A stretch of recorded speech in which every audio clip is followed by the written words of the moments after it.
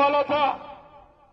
जमीन में भी घोटाला, पाताल में भी घोटाला, आसमान में भी घोटाला, तार में भी घोटाला, कॉमनवेल्थ में भी घोटाला, जीप घोटाला, क्या क्या घोटाले थे, बोफोर्स घोटाला, लगातार घोटाले होते थे। लोग कसम कसम करके रह जाते थे। तुष्टीकरण के आधार पर देश चलने लग गया था। किस तरह के हालात होते थे, कश्मीर के बारे में तो कोई बोल भी नहीं सकता था। वो कहते थे, जब हम कहते थे कि धारा 370 हटाएंगे, वो कहते थे कि यहां तो खून की नदियां बह जाएंगी। मित्रों, मैं याद दिलाना चाहता हूं आपको, धारा 370 हमारा 21 अक्टूबर 1951 से जिस दिन जनसंघ की स्थापना हुई थी, उस दिन से हमारे मन में तड़पन थी। हमने हमारे हर घोषणा पत्र में लिखा था कि अगर पूर्ण बहुमत की सरकार आएगी, धारा 370 हटाएंगे। आप सब लोग के सामने हमारे कार्यकर्ता, हमारे वो बुजुर्ग, हमारी 2-2, 3-3 पीढ़ियां खप गई, उन्होंने नारे दिए थे कि जहां हुए बलिदान मुखर्जी वो कश्मीर हमारा है। और धीरे धीरे आपने देख लिया, यशस्वी प्रधानमंत्री नरेंद्र मोदी जी के नेतृत्व में 5 मिनट के अंदर धारा 370 को खत्म करके दिखा दिया। मैं ये सारी बातें आपसे इसलिए कहना चाहता हूं मित्रों कि 1893 में स्वामी विवेकानंद जी ने कहा था,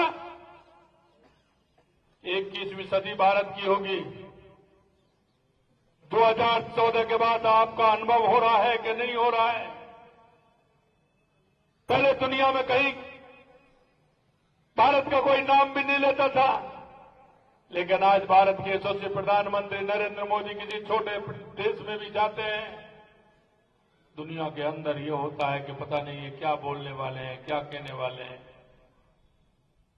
आज दुनिया के अंदर भारत का जो स्थान बना है वो आप सभी को पता है।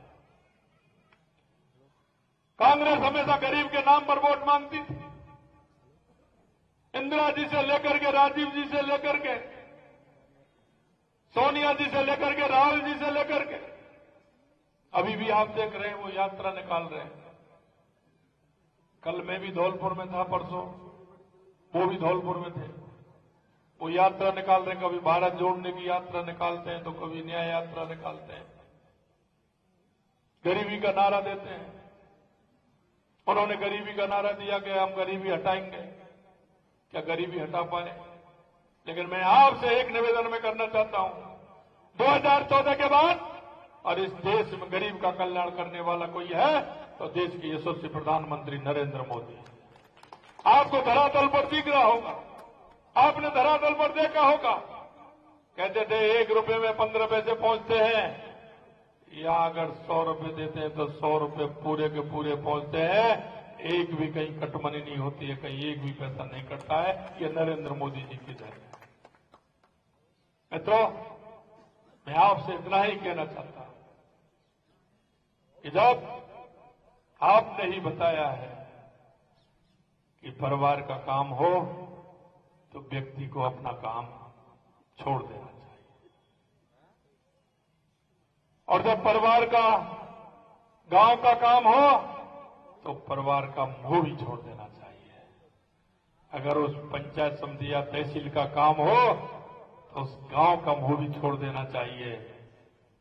अगर उस जिले का काम हो तो तहसील का मुंह भी छोड़ देना चाहिए, और जिले का, प्रदेश का काम हो तो जिले का मुंह भी छोड़ देना चाहिए, और राष्ट्र का काम हो तो प्रदेश का भी मुंह छोड़ देना चाहिए, क्योंकि हमारे लिए राष्ट्र सर्वोपरि है। राष्ट्र है तो हम हैं। ये परिभाषा आप लोगों ने दी है, हमारे गुरुजनों ने दी है।